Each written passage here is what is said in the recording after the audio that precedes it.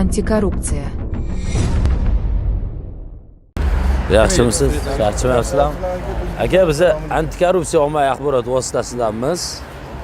Fuqarolarning murojaati bor edi. Shu bo'yicha sal aniqlik kiritgan. Kimdir bormi ichkari? Kirsak bo'ladimi?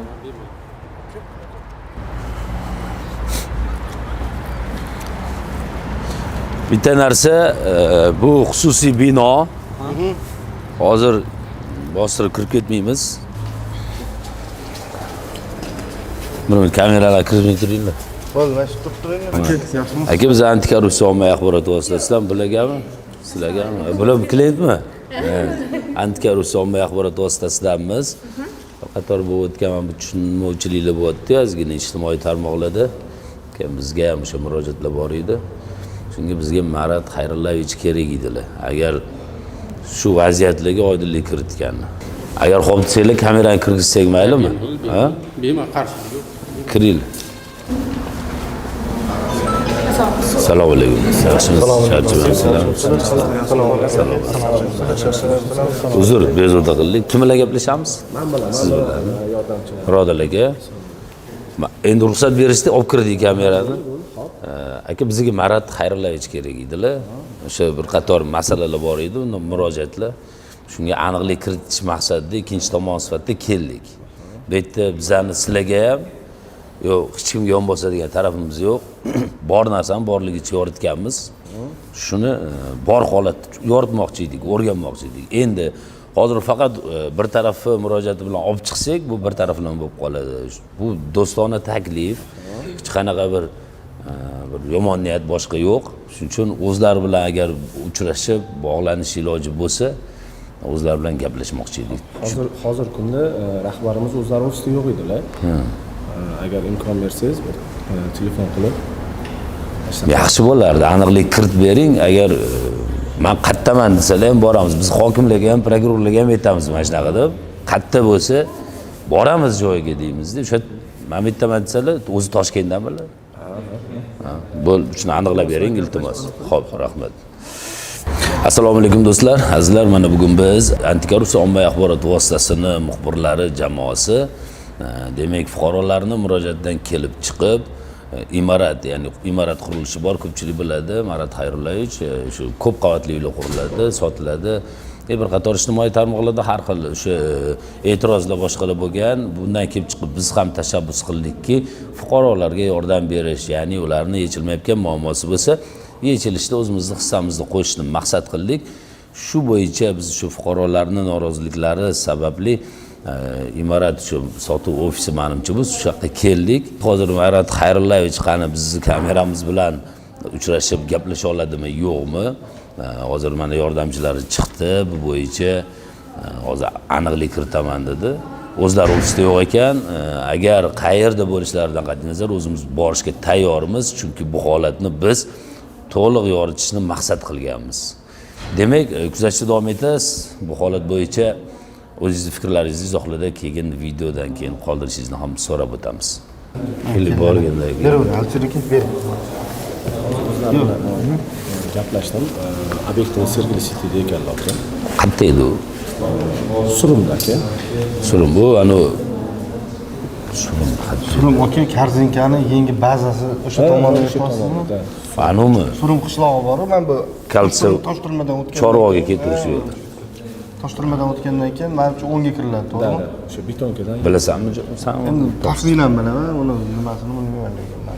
o'sha yerda kutib turarmikinlar yoki ketib qolmasmikinlar? Gaplashdik, o'sha yerdaman dedilar. Yo borsa ketib qolsalarchi. Yo'q, xudo xolis. O'sha yerda bo'lar ekanlar. Bo'lmasa tezroq boramiz. Rahmat. Demak, do'stlar, mana hozir bizga ma'lumot berishdiki, Marat Xayrullayevich endi bizga o'zini fikri kerak, chunki o'zlari bilan bo'lyapti muammo ijtimoiy tarmoqlarda. Hozir Yangi hayot City qurilishda ekan, bu endi Toshkent viloyatida joylashgan menimcha. Biz endi o'sha yoqqa boramiz, ketib qolmaydimi degan savol berildi. Yo'q, shu yerda bo'lar ekanlar deyishdi. Biz hozir borib, yo'qda o'zlari bilan uchrashib, holat bo'yicha yana ham to'liqroq ma'lumotlarni sizga yoritib beramiz. Assalomu alaykum. Yaxshimisizlar, charchamayapsizlar? Nima xizmat? Bizga Marat akani shu yerda deyishganda, Xo'p, shunga keluvdik. Bizga nima xizmat? Sizlarga xizmat yo'q, shu o'tsak bo'ldi. Bo'ldi aka, men bo'lsa Ko'g'il tomonga nima qilayman? Orqangizdan borib o'zimni nima qilaman? Ko'rsatib yuboraman. Bo'ladimi? Yo'q, do'stlar, bitta narsani aytib ketaylik. Mana ko'plab davlat tashkilotlariga kiramiz, boshqa qilamiz, lekin xususiy binolarga kirishda o'zining tartibi, qoidasi bor. Xususiy mulk egasi agar ruxsat bersa, kirish mumkin-da endi. Bu yoqqa kelib men janjal qilib kira olmayman. O'shanga endi o'zlari aytganiga keldik, cho'ttaman deganiga. Lekin hozir men bitta qarshilik qilishadimi deb o'ylagandim. Ya'ni shunaqa o'zlari chaqirib o'zlari qarshilik qiladimi deb o'yladim. Lekin yo'q, unaqa bo'lmadi. Hozir ko'ramiz davomini. Demak, mana hozir ko'rdinglar, biz o'sha Glavniy ofisga bordik. Yerda Sergeli City degan qurilish loyihasida deyishdi. Biz bu yoqqa keldik. Hozir ko'ramiz, uchrashamiz. O'zingizlar guvoh bo'lasizlar barcha suhbatlarimizga, savollarimizga. Bizning savollarimiz u bizning savollarimiz emas. Bu xalqning savollari va xalqning savollarini biz berishga majburmiz. Kuzatishda davom eting.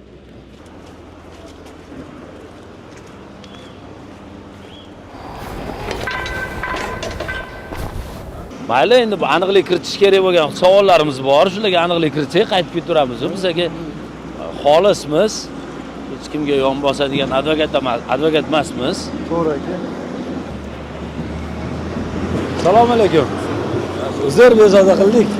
Oxiri keldingizmi? Assalomu alaykum. Aka, yaxshimisizlar? Siz qancha taqib qo'yinglar aka. Mumkin bo'lsa agar. Shovqin ekan nerasi? To'xtab turinglar. 1 minut agar anaqa qilsa. Boshqa joyga. Nima gap aka? Rahmat, keluvdik, ofisga o'tuvdik. Bu yerda deyishdi sizni. Telefon qilishdi. Ko'rdim videoyingizni. Ko'rdingizmi? Murojaat qilgan ekansiz. Endi ko'pchilikning murojaati, bu noroziligi, boshqaligi, o'shaning uchun biz bunga befarq bo'la olmadik. Biz sizga ham, yo'q, ularga ham hech kimga advokat emasmiz. Biz xolis yoritamiz. Avvalambor men o'zi uchrasha olmaslik kerak deb o'yladim, to'g'risi. Qoldim, uchrashdik. Yangi yil oldi. Bir qator savollarimiz bor edi. Shu odamlarning murojaatdan kelib chiqib, agar xo'p desangiz, shuni bir bersak-ku, mana shu holatga bir aniqlik kiritib, biz ijtimoiy tarmoqlarda yoritmoqchi edik. Endi aka tushundim taxminan savol nimadan iboratligini. Va masalani ichiga kirish kerak-da, chunki endi o'ylaymanki, sizlar bir tarafda eshitgansizlar. O'zi bizda ssenariy har doim shunaqa bo'lgan. Shu faqat muammo shunda, faqat bir taraf eshitilinyapti. Bizga kelganda yo eshitilinmayapti yoki eshitilgandan keyin o'sha montajda ozgina anaqa bo'lyapti-da, o'shanga to'g'ri. Ya'ni noxolislik bo'lyapti demoqchisiz. Ya'ni montaj jarayonlarida ishonchsiz. Kimdir ayblamoqchi emasman, lekin mani fikrim shunaqaki, jurnalist bu sudya emas yoki prokuror emas, jurnalist nima deydi, oxirgi qaror chiqaruvchi bir anaqa ham emas-da. Deb o'ylaymanki, jurnalist surishtiruv qilsa, agar jurnalistik surishtiruv deb atashdi-ku oxirgi ikkita materialda ham, masalan, jurnalistik surishtiruv bo'lishi kerak-da. Ya'ni ikkinchi tarafni eshitib, birinchi tarafni eshitib, mayli fikrini aytib yoki qaror qabul qilish yoki fikr bildirishni tomoshabinga qo'yib qo'yish kerak yoki qanaqadir betaraf bo'lish kerak deb o'ylayman jurnalist. Yoki qanaqadir menda shunaqa tasavvur paydo bo'ldiki, to'g'risi yana xafa bo'lmanglar yoki tam men haqorat qilmoqchi emasman, lekin men hozircha ko'rmadim qanaqadir xolis jurnal. Men juda ko'p murojaat ham qildim o'zim. Kelsin, mana xolis jurnalist bo'lsa, biz ochiqmiz har doim. Bu o'sha eski chiqqan materiallarga ham biz e'tiroz bildirmaganmiz. Biz gaplashganmiz, lekin aynan biz men ham hozir garantiya bera olmayman siz bilan suhbat qilsam, siz qanaqa montaj qilishingizni. Ya'ni biz xolis qilamiz, unaqa shubhalanish. Men kutdim to'g'risi kelishini. Demak, o'sha bizni agar ko'zingiz tushgan bo'lsa, bir 10 kun oldin bitta e'lon bergan edik. Da, ko'rdim. Ya'ni bu e'lonni berishimizga asosiy sabab aka, ya'ni Emirat Development haqida oxirgi haftalarda shov-shuvlarga sabab bo'lgan hodisa bo'ladi. Va bu yerga kelishdan oldin biz albatta oldingi materiallarni ham o'rganib chiqib bo'ldik-da aka. Endi kasbimiz taqozosi yuzasidan ikkinchi tomonning fikrini olamiz va o'sha fikrni murojaatchi tomon bildirgan fikr bilan chashtirib, misol uchun o'zimizni xolis fikrimizni bildiramiz aka. Muammo yo'q, faqat aka, endi mayli, men ham fikrimni bildirsam.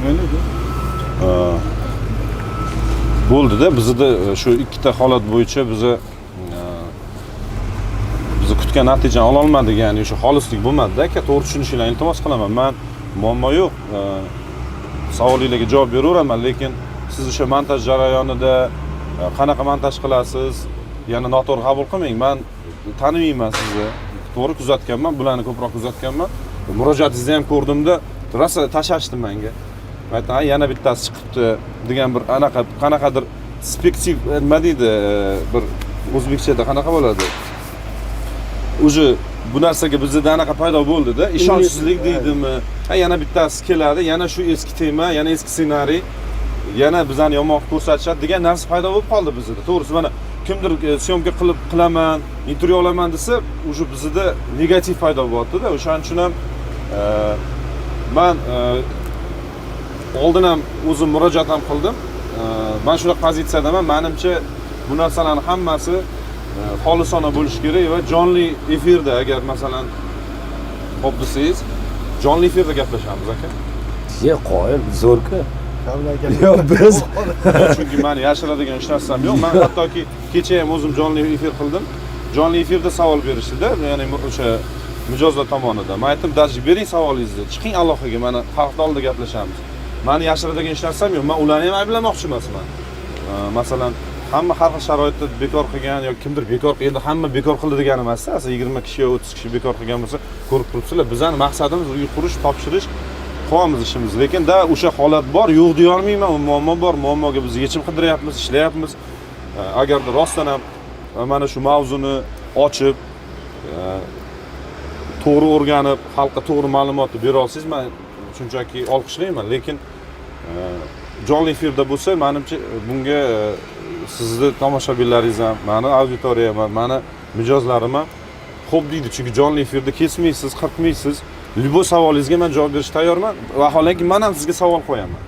Shunga tayyor bo'lsangiz, ertaga muammo bo'lmaydi. Chunki u narsa chiqadi, kesilmagan holatda chiqadi.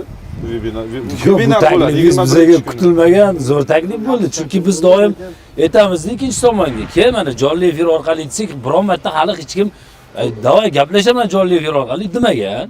To'g'ri, siz kelishingizda men siz bilan urushib ketsak kerak deb o'yladim. Yo'q, chunki videolaringizni ko'rgan va oldin tep kirib kelasiz, o'shanga menimcha bular bilan kelisha olmasa kerak. Aka, rostdan ham agar jonli efirga men tayyorman, siz tayyor bo'lsangiz, mana cho'zib ham o'tirish kerak emas. Aka, 21-sanada men o'zim jonli efir qilaman, taklif qilaman, keling aka. Любой savolingiz, любой anaqangiz bo'yicha gaplashamiz. 21-sana qaysi kun bo'lyapti? 19 yakshanbami? Yakshanba bo'ladi. Yakshanba kuni. Demak, yakshanba kuni nechida qilamiz? Masalan, men tayyorman. O'zinglarni vaqtingizga qarab. Men endi asosan o'tdagi mavzuyim biz o'sha yangi yilga ozgina aniq qilganmiz. Hozir bitta narsa hammasidan ham meni qiziqtirishni boshladi. Sizga ham savolim bor edi. Faoliyatim haqidami? Yo'q, jurnalist masalan nima deydi, bo'lib o'tgan endi kimdir meni ham dardimni eshitish kerak-ku, to'g'rimi? Masalan, endi aytmayman qanaqa savolim bor. Tayyor kelasizda. Savollar bo'ladi. Endi savollarim bor, rostdan ham savollarim bor. Siz menimcha agar bizga tushgan shikoyatlarni o'rgangan bo'lsangiz, biz aka mana tartibimiz shunaqa. Biz birinchi tomon masalan murojaat qiladi. Biz murojaatni olganimizdan keyin albatta u davlat tashkiloti bo'lsin, boshqa bo'lsin, men ikkinchi tomonni borib eshitaman. Uni nima degan bo'lsa kesmayman. Chunki videolarimiz bizni 1,5 soatlik bo'ladi. 2 soatlik, 1 soatdan kam bo'lmaydi. Sababi to'liq qo'yamiz. Kessak e'tiroz qiladi. Kesdi deb. O'shaning uchun biz xolis yoritamiz. Agar hozir ham suhbat qilsak ham undan ham shubha qilmasligingiz mumkin. Lekin mayli, ana jonli efir degan taklifingizga biz 10 karra rozimiz. Jonli efirda uni savollar ham bo'lishi mumkin-da aka. Odamlar tomonidan. Bu yerda biz hozir 3 kishi gaplashib turibmiz. Ko'rgan odamda har xil fikr tug'iladi. To'g'rimi? Masalan, ikkinchi tomon hozir murojaatchi ham e'tiroz bildirishi mumkin. Bizi tomondagi bizda chunki bizdan rozi bo'lgan mijozlar ham ko'p-da. 4000 ga yaqin mijozimiz bo'lsa, ular tomonidan ham e'tiroz bo'lishi mumkin. Ular meni himoyamga chiqishi mumkin, misol uchun. O'shaning uchun jonli efirda bo'lsa, xalq oldida necha mingta odam qatnashsa, o'shalarning oldida gaplashgan ma'qul deb o'ylayman. Qarang, suhbatdan men qochmayman aka. Men rostdan ham sizni juda boshqacha kutdim. Hozir urushib ketsak kerak degan anaqa. Yo'q, men videolar, yo'q, men bilan o'zi to'g'ri aka. Yo'q, videolarni ko'rganda endi bilasiz, provokatsion savollarni berib, maqsad boshqacha bo'ladi-da tagida. Shuning uchun suhbat muammo emas, keyinchalik ham haqiqatdan qanaqa savollar qolsa jonli efirdan keyin ham yo menda mam savol qoldi, yuring mana bu narsani tekshiramiz desangiz ham aka 100% biz shaffofmiz. Muammo aka shundaki bizani eshitishmayapti yoki eshitiladi, o'sha joy kesiblashaladi. Men даже aytdim, butun matbuot anjumani qilaman xohlasa 29 ta jurnalist chaqirib. Havo harorati tushib ketganligi hozir qila olmayapmiz. Uni ham qilamiz. Muammo yo'q aka. Faqatgina o'sha nima deydi, xolisona bo'lsa, halol bo'lsa, o'sha jurnalist degan nomga bir munosib narsa bo'lsa aka, men faqat bizaman aka, muammo yo'q. Bir narsa, demak do'stlar, hozir ko'rdinglar, savol-javob o'zi bizga tahririyatimiz kelgan fuqarolarning murojaatidan kelib chiqib savollar, ularni qiynayotgan masalalar bo'yicha bermoqchi edik. Avvaliga yo'q degan ma'noni qabul qildim men. Demak, savol-javobdan kameradan qochdi degan fikr bo'ldi. Ozgina undan keyin jonli efir taklif qilingandan keyin umuman fikrim o'zgardi, mayli. Buni endi jonli efir orqali biz demak 21 dekabr kuni soat 20:00 da rejalashtiramiz. Kim mana shu videoni ko'rgan bo'lsa, jonli efir orqali ko'rib, yana shartini ham aytaman. Jonli efirni ham xohlagan platformangizda qilaman. Mana siz xohlang, siz ham yoqing YouTubedan, Instagram, xohlagan platforma, xohlang mana platformam. Umuman muammo emas aka. Xohlang televideniyani chaqirib jonli efir qiling, farqi yo'q. Mayli, o'sha aynan murojaatchilarimiz bizga murojaat qilgan va undan tashqari boshqa murojaatchilar bo'lsa ham, o'zingizlarning savolingiz bo'lsa ham, mana savolinglarni mana shu videoning izohida qoldirsanglar, biz albatta jonli efirda bo'ladigan suhbatimizda beramiz. Chunki bu yerda beriladigan, sizga beriladigan savol bizning savol emas aka. Bizga o'sha murojaat qilgan fuqarolarning savoli, buni ochiqlab, agar borini boricha mana hozir vering gapiryapsiz, bundan men xursandman. Boyagi joyiga bir izoh berib ketmoqchiman. Biz xususiy binolarga, mana xususiy tashkilotlarga tushunishingiz uchun aytaman. Biz bostirib kirmaymiz. Endi ruxsat bersa kiramiz. Ruxsat bermasa, demak murojaatchining fikrlari to'g'ri ekan deb turib e'lon qilib yuboramiz. Qochdi kameradan deb. Bizda janjallik, tortishuvlik, ana videolarimiz haqiqatan bor. U videolarimiz nimadan kelib chiqadi? Davlat tashkiloti qonunda u hisobdor ma'lumot berishga majbur. Ommaviy axborot vositasini oldi. Biz davlat tashkilotlariga ikkinchi tomon sifatida borganimizda ular bekinib eshikni yopadi, ayrimlar. O'sha vaqtda biz kelgan o'zimizning huquqlarimizni, haqqimizni talab qilib tortishamiz, talashamiz, kirgizishini talab qilib, ma'lumot berishini, ya'ni o'zimizning qonunlarimizdan kelib talab qilamiz. Shu jarayonlar sal chalkashib ketmaslik kerak. Yana endi xususiy mulk degani, mana hozir bu bino ham sizning o'zingizni xususiy mulkingizda bunday olib qarasa, yer sizniki, bino sizniki, bu yoqqa kelib hech kim, yo biz ham, o'shancha bu yerda biz muomala bilan yaxshi gaplashamiz-ki. Tushunmaydi. Bu yoqqa kelib olib biz bunaqa qilishimiz umuman qonunga to'g'ri kelmaydi. Unga qonun yo'l bermaydi. Lekin men sizga uncha ishonmayapman. Xafa bo'lmang faqat aka. To'g'risi, yaxshi gapirib, jonli efirga o'tirgandan keyin provokatsiya qilmaslikka va'da bering. Ya'ni qaysi ma'noda? Biz bitta narsani tushunmaydi ko'pchilik. Men juda ko'pchilik bilan ishlayman-ku, bo'ladi bir xil asab buziladi. Endi ana provokatsiya qilaversangiz, har xil keriz gaplarni gapirib qo'yish mumkin. Adekvatni, mana men sizga aytaman, madaniy suhbat bo'lsa, men tayyor jonli efirda endi ana qildim, nima deydi, muammo yo'q bunda. Faqat madaniy bo'lish kerak. U bir-birimiz bilan debat qilib, spor qilib, bir-birimiz bilan urushadigan bo'lsak, bu butun O'zbekistonga sharmanda bo'lamiz. Ana jonli efir qonuniy asoslarda keltiriladi. Yo'q, aka, mendagi savollarni masalan men shakllantirib olaman. Endi hozir shakllanib bo'lgan o'sha bizda.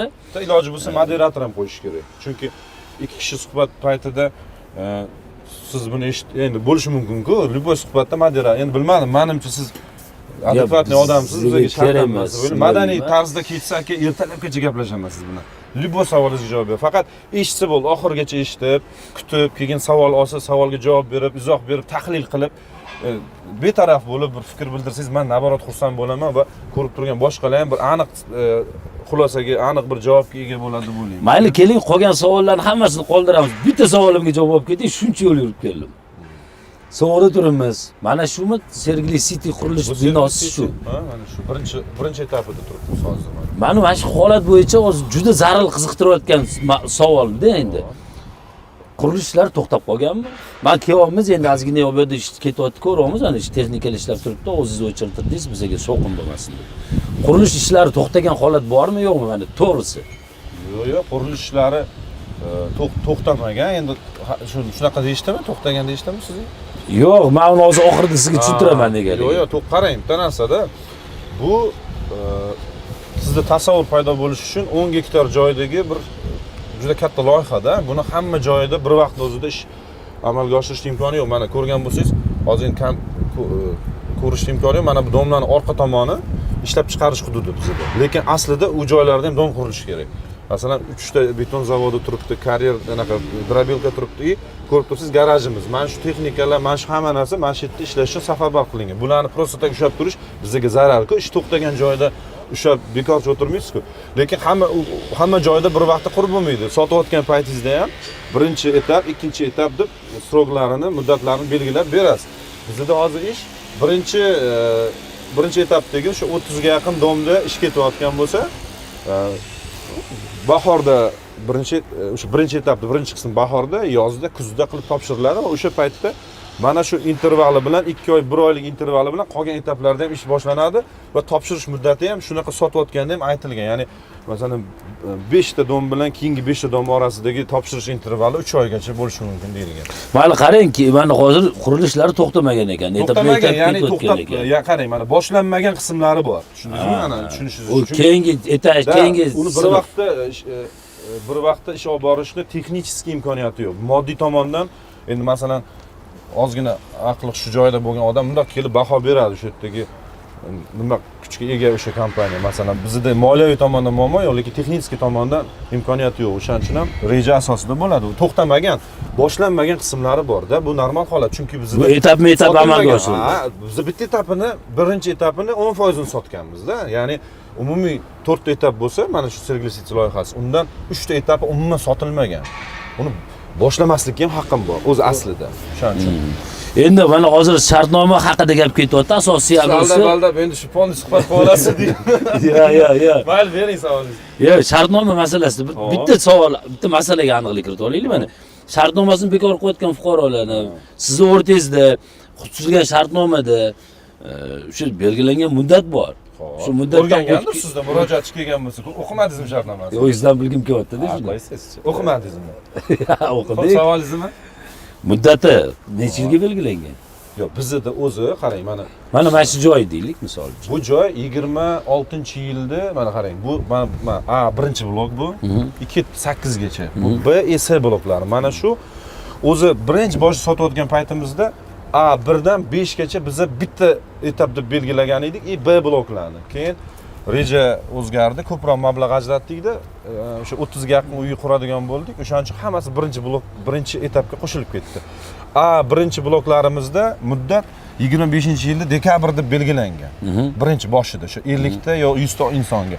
Keyin biz ular mijozlar bilan kelishgan holatda o'sha srokka 5 oy qo'shganmiz va sotib olgandagi grafiki bormi, ularda o'shanga ham 5 oy qo'shib berganmiz. Kimgadir kompensatsiya qilganmizda, qanaqadir nechidir kvadratiga skidka qilgan holda, lekin qolganlarniki bilan qo'shib, ya'ni boshida olgan 50 ta 100 ta odam 5 oy kutadi, lekin qolganlar 1 yil oldin olish sharti bilan, ya'ni o'sha 26-yilda kuzigacha to'liq birinchi etap topshirish belgilangan.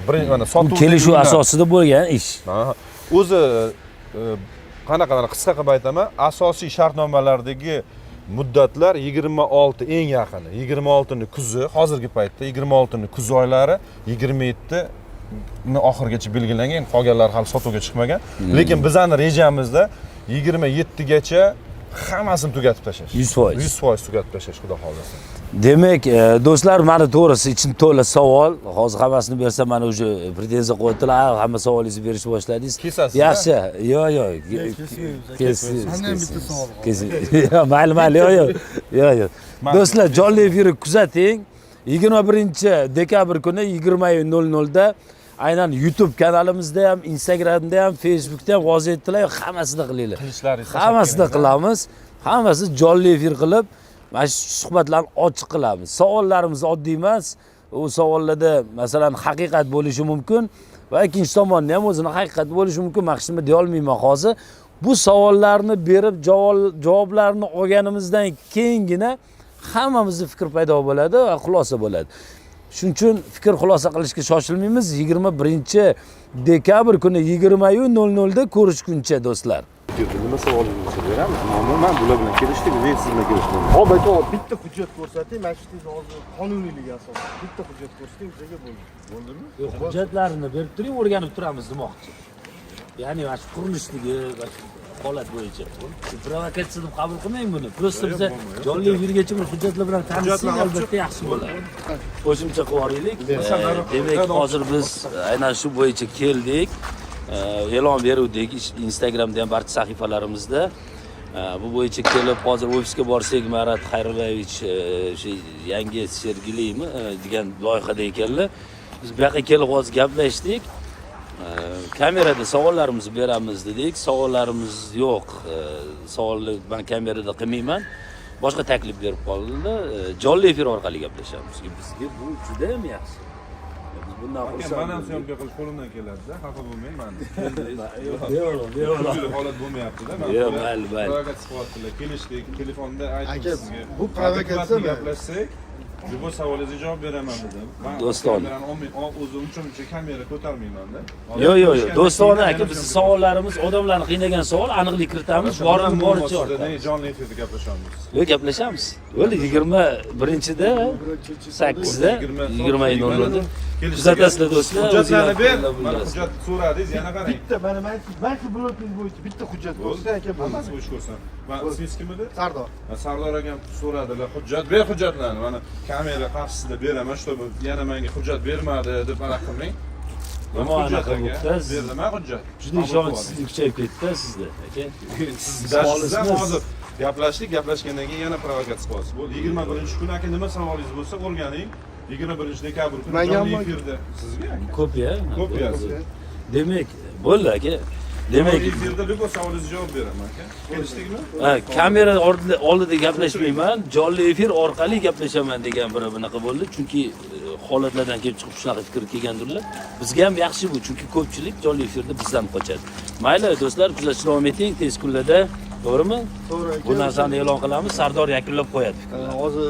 Hozir Hamera Development asoschisi Marat Xayrullaevich tomonidan bizga demak sal ishonchsizlik bo'ldi. Sababi jonli efirda beraman, hamma ma'lumotni debdilar.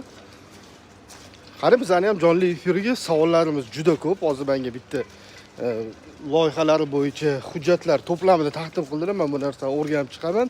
Va albatta ushbu hujjatlarni o'rganish jarayonida yuzaga keladigan savollarim bilan 21-dekabr kuni soat 20:00 da jonli efirda debat qilamiz.